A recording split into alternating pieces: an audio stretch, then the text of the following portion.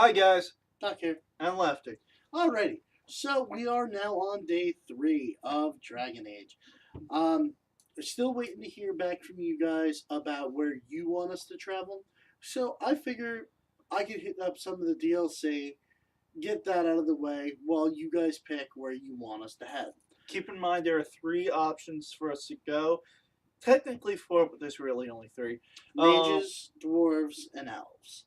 So what you want, please let us know. Leave a comment below, and we're gonna go to there first. So instead, what we did was we set up the camp a little bit more. Because of the DLC and all that fun stuff, I had the festival gifts and stuff like that, so I can give special items to all my friendly characters. I did so. The one cool thing about this game is as you build friendship with your characters, you actually get a bonus. As long as they're in the party with you, you get a substantial bonus the higher your friendship with them goes. And at final friendship, you get to be romantically involved. Um, Now, I've done this a few times. Normally, I'd pick Morgan or Liliana. Yeah, those are the obvious choices. Doesn't matter whether you're male, female, bi, pan, whatever. Those are the obvious choices to both of them. So this time, I picked a character I've liked for a while, and I never did the romantic options with him, which kind of threw me for a loop, but I picked Alistair this time. I really like Alistair. I think he's funny. I might be alone on that one, but She's dating the dweeb. He's a funny comic relief character, but oh dear God, he's a whiner and he's pouty. I like him. Anyway, so I picked Alistair and I started a relationship with him, which was pretty fun. Um, Screwed up things with Liliana by accident. Wasn't intending on doing anything with her, but I solved that. I was looking through some of the joke gifts you could give, and funny story. There is the Kunari Sten. He's looking for his sword. One of the joke weapons you can get for him is actually what's called the butterfly sword. It is a rainbow sparkly sword That attracts butterflies. and uses the power of rainbows. It's fabulous. It is. It is phenomenal.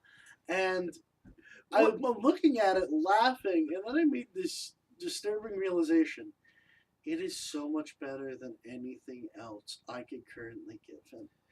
That's So I enchanted it and I gave Sten the super butterfly sword of doom. in terms of two-handed weapons. There's the butterfly sword. Then there's the actual weapon that's then uses the Yggdrasil, I think it's called. That you get when you finally find it and track it down, which is only a little bit better than the joke weapon. Would figure that part out. And I believe after that, there's maybe only one other two-handed weapon in the game better than either of those. So the joke thing that gets you negative 51 approval rating with Sten is probably in terms of brute power the third strongest weapon in the game. Well, nonetheless, gave him that, enchanted it, set him up, um, started wandering around, and decided I wanted to go get one of my favorite characters in the game. She is a DLC character. Her name is Shale, and I love this character. She's funny as heck. You can make her a tank. You can make her a rogue. You can make her a warrior. All right. Let's be clear. No matter what slots you put into her, um, she's always a tank. She's always running up, taking damage, and dealing it out. It's just what type of damage is she going to be dodging? Is she going to be blocking and parrying, or is she going to be just eating it, going She's so good. So we went and did the DLC for her. So you want to talk about this DLC, or you want me to start? You start. This is your favorite DLC. All You right. can run with So it. this DLC you wind up getting, and it's the Stone Prisoner. Yes. Yeah. Stone Prisoner. You wind up with this little icon on your map telling you about a campsite. You go there and you find this merchant Felix. who is just wandering past, and you talk to him, and essentially he says that he has this control rod that doesn't work. Well, a control rod, he's not sure if it works, but it goes to a golem in a town completely overrun by Darkspawn. So even if he wanted to, he can't make it work. But you are a Grey Warden. So. Yeah. I alerted him that I'm a Grey Warden right off the bat because that's the kind of character I'm playing. And his response was, "Well, why don't you take it? I paid too much to just get rid of it, and it comes from a reliable source, so I know it probably works. I just can't do anything about it." So, okay, cool. We take the control rod, and then he marks on the map where the town is. You go to the town. In fact, it is overrun by Darkspawn. You start finding in these chests and the little clusters. Hang on. I just want to.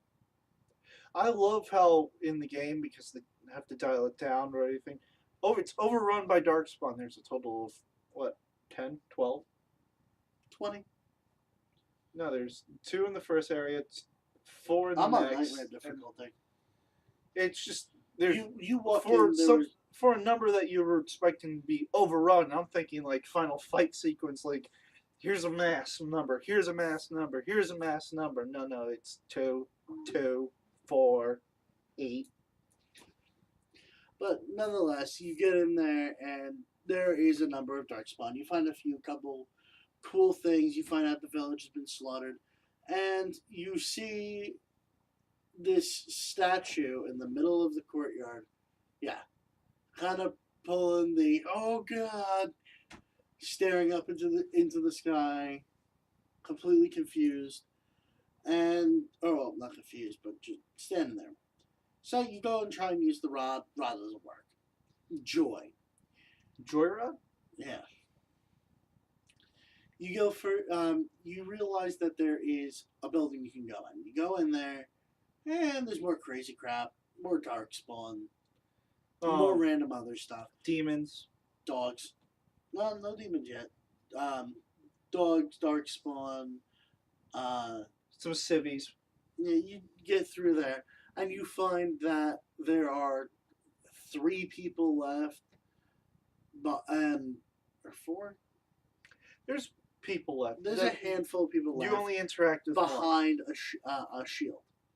Turns out it is essentially the guy who founded the town's son.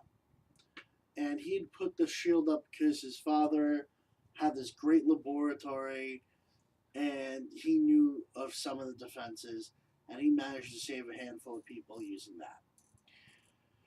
He sees that you have the control, or you tell him you have the control rod to Shell, and that's what brought you there. Because again, I told him I'm a Grey Warden. He goes, but why would the Grey Wardens come all the way out here? I'm here for the thing. You're here for Shale? You take Shale. And you tell him, oh, it didn't work. He goes, oh, okay, you probably have the wrong control word. But tell you what, if you could rescue my daughter, who ran further into my father's laboratory, but we can't get her out, I'll give you the proper control word. Now, you have the option to just brute force the answer from him, which I could have done, but I wanted to continue on anyway. And I also don't like going back, forth. So I went all the way down, and you see this little girl with this possessed cat. She's talking, and you find out the cat enthralled this little girl, and you have to convince the cat to let her go. Yeah, it won't happen. There's the whole thing, dialogue thing. If you don't do it exactly right, or if you don't have max coercion, it doesn't quite work out for you. So eventually, you either kill the girl or let the demon go free. So if you're going to do this DLC, either have max coercion or look up online the exact way to do this. Otherwise, you're going to upset yourself by killing a kid or letting something evil walk around in a kid's body. I decided to wing it because while I did have max coercion, I wanted to just solve it by myself. You wind up with a annoyingly, it's not very complex, but it's not the easiest either. Push puzzle. Hey, I like doing that anyways because you get loot. What? Oh yeah, you do. You clear the puzzle, and then you deal with the demon again. And I figured out the right speech pattern to infuriate the demon to show its true self. And as soon as I did, the kid went, "Oh, I did no," and exited stage left. And I fought the demon and her thrall army Alright. and whooped her ass. There's a few things before we go any further. One, they make reference to this DLC in later editions, specifically as an item in the third one. In the third game, there's a necklace called Kitty's Necklace, which is obviously referring, and it's broken. It is a broken item. When we get to Inquisition, I'm going to point that out to you, because if you don't have it, you should. And I want to point out something that I really like about Dragon Age, and even 2 it does this. Mhm. All right. When they make DLC, they make expansions, not just adding on or new story or little things here and there using the same backdrops or cutouts from previous installments. It goes, no, we're building you a brand new area, and this is it. Granted, this is a smaller DLC with not a lot, but the fact that it's new. You go in there, it's a different area, different setup, um, different characters. Looking, the looks are generally the same, but it's still new as opposed to what a lot of other games do. Go, yeah, this is an expansion. You get to play in the same area again, just with different enemies. And this is a theme with BioWare. I mean, hell, when we get to the second game, we'll bitch and moan about how everything is basically copy paste of the same thing over and over again. But even then, in their DLC, they went off and built brand new things. For the most part. Going on to finish off that thought though, you do wind up the way I played it. You fight Kitty, that's what they call her, who's essentially a succubus demon. Oh yes. Kill her cronies, and then work your way out, fighting your way through against other demon shades and such. And you wind up getting to the man and the kid. They're safe, they give you the proper control word, and they flee. And then you meet Shale. You go and you wake up Shale, and Shale is just this cocky SOB. Just, she refers to you as it. She clearly had the stain of the villagers because she's been stuck awake and aware in that position for 30 years. So yeah, one, how is she not insane? Because you're conscious the entire time. You can't sleep. You literally cannot sleep. She doesn't sleep anyway. She brings that up later. I know. And you're aware of everything all the time. So for 30 years, stuck like this. The one thing she does say is she's very great. Apparently, somehow the control rod breaks, and she now has free will. Free movement, free will. Which is really amusing. And good for her, bad for all the fowl and pigeons of the world. Yeah, Shale does not like birds. But I really like Shale. I like the character. I like the cockiness. I like the weird reactions. And oh my god, what a bruiser. And it's obvious right off the bat that Shale's a she. I mean, it becomes more evident later in the storyline with her when you do the companion quests for her. because when you find crystals that give her special power and basically sets up what you want her to be, she pretty much asks you, "Does this make me look fat?" Wow, way to stereotype. But yeah, anyway. Anyway, um, Stone Prisoner DLC. I love it. I love the character Shale. Shale is very powerful. Um, I leveled to 25, and that apparently is max level before you reach the expansion. So all the characters I pick up are going to be maxed out, They're which gonna is kind of cool. they're gonna be either maxed out or level 24. In which case, by just process of having them in your party for the rest of the game, they're gonna max out. Yep. Now, this is actually kind of a bad thing because I remembered certain parts of the story do level up with you. Therefore, there's going to be a difficulty spike. When you give us the idea of where we're going to go next, such as the Dalish dwarves or the Circle, once we complete a storyline there and move on, Everything becomes a little bit harder.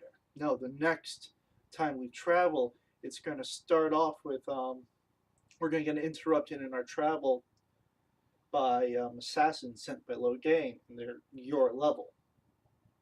That's fine. No, no, it's not because there's a lot more of them than there are you, and since they're your level and equipped for that level, you're That's fine. okay. I'm gonna make it work. There's no crying in baseball. Anyway, so that is the Stonekeeper DLC or Stone Prisoner DLC. We're gonna do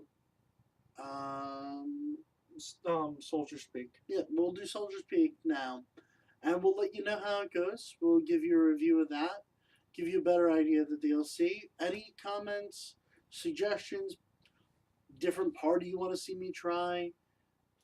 Just shoot us suggestions. We're more than welcome to discuss it. Please like, comment, and subscribe. Specifically, comment.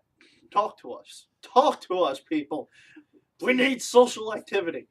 We have our Facebook up. We'll put it in the comment section so you can follow us there too. All right. See you next time. Doc out. Bye, guys.